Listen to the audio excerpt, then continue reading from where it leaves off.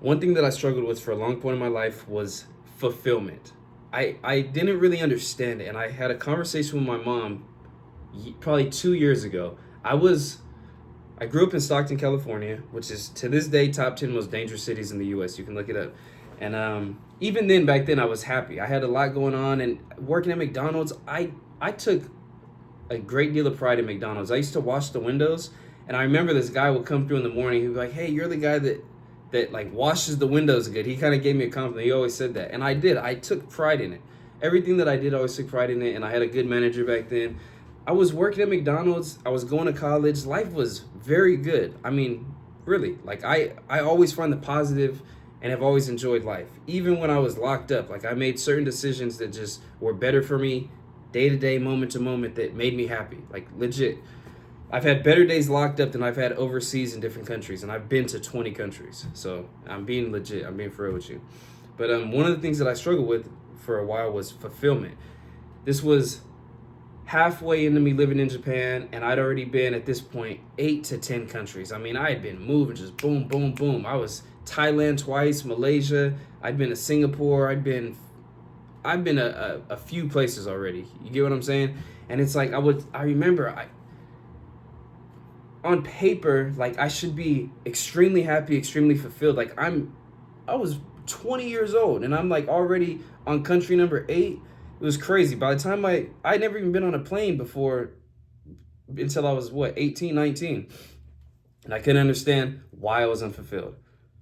And I learned very through self-reflection and conversations with people that knew me why I was not fulfilled. I was doing all these things externally. I was going all these places, seeing all these people, meeting all these different cultures and all this stuff.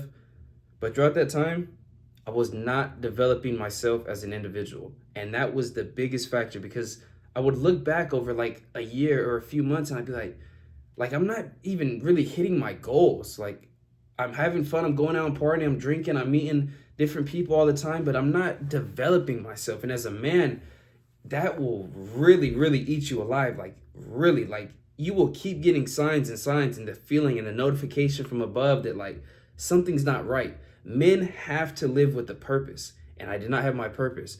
And my mentor told me what our purpose is to create the best version of ourselves and then give ourselves away to the world. And I just wasn't doing that. I wasn't creating the best version of myself, a person that I truly respected and admired. I was drinking all the time. I was acting a fool when I was drunk. I would just sleep in super late. I'd have the worst hangovers ever. And then I just was like messing around. You know, I was living like a teenager and a young 20-year-old, but even then I knew I shouldn't have been doing that shit. So I was making excuses about why I was doing what I was doing. And in turn, over weeks, months, years, I wasn't developing myself. I was not living a purpose-filled life. And one of my favorite quotes is, "Men who lack purpose distract themselves with pleasure." And that's exactly what I was doing. But the main thing that I would tell you to do to find your purpose is to create the best version of yourself. Right now, you're struggling with something. We're all struggling with something. You have to overcome it. You get to overcome it. Like you see the mindset switch right there. You don't even have to. You get to overcome it. And if you deal with the greatest levels of pain, you've had the worst life, you've gone through the most shit, if you can really focus on overcoming all that, changing your mindset, changing your daily habits, and doing whatever it takes to overcome it, depression or being sad all the time or whatever your problem is, you know your problem. Think about it. If you can really overcome that, like that is massive. You understand what I'm saying? Like you were given that problem for a reason. Believe in yourself, believe in God, and overcome this problem because you were given it for a reason. And when you overcome it, you have unlimited opportunities to be fulfilled and change other people's lives. Say, for example, like I'll use me for example. This isn't the biggest thing I've overcome, but it's something I overcame. I was real insecure about myself, my body. I was super skinny growing up. Up until freshman year, I was 4'11" and I was super skinny. I would say under 100 pounds freshman year, like ridiculous, ridiculous. And I just hated the way that I looked. I mean, I literally was treated like a kid. I hated that. I've always had a different mindset and acted different. So to be treated like a kid is like, man, do not little bro me. I do not like that shit. I hella didn't like that shit back then. Now it's like, of course it don't happen, but I overcame it. I actually learned how to put on muscle. I learned how to love my body. I learned how to love myself as a man. And I overcame all those things. And now I teach other people to do the same. So understand, once you overcome whatever it is that you're dealing with, it's like, man, breath of fresh air. It's like, oh my God, I went through this, and that. And then it like that wasn't working out. And then I did this and I was talking that. Boom, I figured it out. I overcame it. You're like, your life has changed. You're never going to deal with that again. And then guess what you get to do next? Guess what you get to do next to live a fulfilled life? You teach other people that are dealing with that same thing they used to deal with. You're like, bro, I used to deal with that. Like, literally, I hated the way I looked, bro. Like, the bird chest, like, people calling you, like, little bro. Bro, I hated that. Like, now you're teaching other people. You get what I'm saying? You're like, bro, do this. I'm telling you, I went through all these steps. Like, I thought that I could work out like this or do all these things and eat like that. It doesn't even work. Like, bro, do this. I'm telling you. And then they start getting results. You're like, oh, man, yeah, bro, that hella works. Boom, boom, boom. But you're teaching the thing that you went through. Like, whatever it is for you. It may not be working out or whatever, but, like, you get what I'm saying? You're like, oh, you're teaching them.